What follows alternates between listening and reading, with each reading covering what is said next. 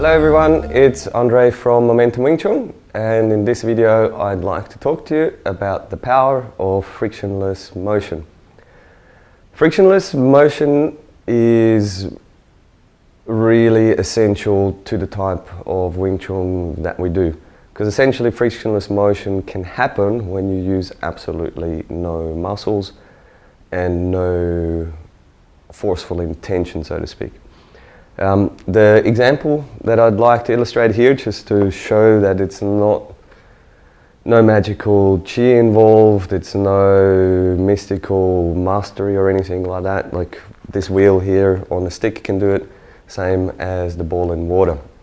What I want to show is that this wheel, because it has no muscle and no brains, is actually unstoppable. So if Heath, as you hold this arm out, if I lock my arms in, so I'm not going to push up or down, I'm not going to try and trick Heath, and just for the argument's sake, I'm going to actually close my eyes, and I'm just going to walk straight at Heath, and Heath is going to try and stop me from walking towards him. So you can see, even though I have my eyes closed, I don't need to trick Heath in any way. If Heath can actually balance there for a second, then it'll result in him moving back until the point that you're going to roll off. So you see, I did everything with my eyes closed, I'm not tricking him or anything. So really what happens is, if the person for a short amount of time can actually balance the force coming at them, what will happen is that they actually get pushed back to the point that they lose the balance, and then they're either going to roll off this way or roll off this way. So in the context, if I were to now put this wheel in my shoulder, because the shoulder is essentially a ball joint, but for now I'll just reduce it to 2 dimensions versus 3, this can just move up and down. So if he holds his arm up, well, let's do this side, like this, so he actually has structural advantage. If I press, I can do a straight arm, so make it hard for myself. If I press into Heath with muscles, you can see I can press with everything I've got.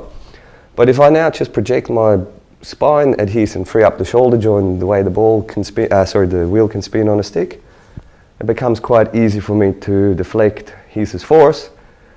Because I'm not pressing into you, I just free up my shoulder, and then that can spin just like this wheel can spin on a stick.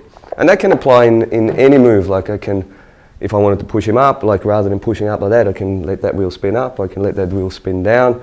It can be done sideways, so if you stop me there, rather than pushing into here, so I can now just free this up like a wheel, which will then allow me to let that spin off. So again here, I'm not pushing Heath's hand out of the way, I'm just projecting my spine at Heath so that it gives that effect of the wheel spinning as I'm letting him roll off. I'm not using muscle to do this move. So this is now on a 2-dimensional level, i.e. it can only go up or down, but in our bodies, the shoulder is actually a ball joint, so it can spin in any direction we want. So we can go this way, and that way. We've got 3 dimensions. And for this example, let's use the ping pong ball in water. So this ball in water here really sums up the art of Wing Chun. The ball has no eyes, it has no brains, it has no reflexes, and it has no muscles. Yet still, there's no way on earth I can trick this ball unless I take away the frictionless motion. Let's say this stick here is going to resemble a punch or any form of attack coming at the person, or in this case the ball. If I attack the ball will always instantly spin in the appropriate direction. It doesn't go, oh, he's coming from the right and now I'm going to use technique 25 and then counter with this. The ball just lets it happen. If I don't mess with the ball just sits here floating happily with itself, but the harder I attack it, the harder the ball will also come back. But no matter how hard I hit it with this stick right now, there's no way on earth I could push the ball down to the bottom of the cup. The only way I can do that is by actually grabbing the ball, and now that I've taken away the ability to spin freely, I could, strictly speaking, push it down. But as long as the ball has frictionless motion in its favor, there's no way I can beat this ball. That's why, for example, in the pubs they have a thing, if you can balance a coin on this ping pong ball, you can drink for free all night, because they know no one will ever balance the coin. So it's a really good way to get tips, by the way, if you're into bartending. So that's the essence of frictionless motion. If we want to bring that back into now context of the body, Okay, so in the context of the body, Heath, if you can maybe give me a hand here quickly.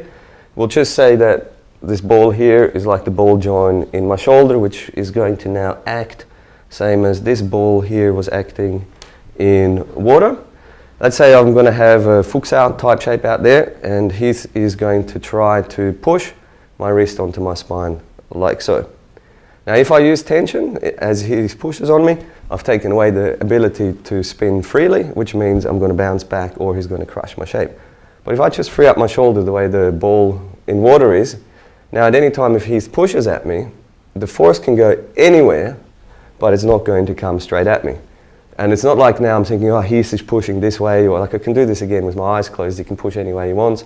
It's just the fact that I'm not resisting in any way and I have no real intention of what I'm doing. I'm just projecting my body at Heath, same as the ball is kind of projecting up from the water, and it'll just spin wherever.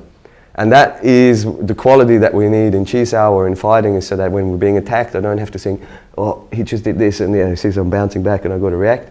I'm just free, Heath attacks me, which puts me into a position then that I can counter quite easily by just letting them spin off and then go back to plan A, which was going down the center, or where's it gone? In this case, I'm trying to hit Heath, so that's my spine, my center line, my force going at Heath.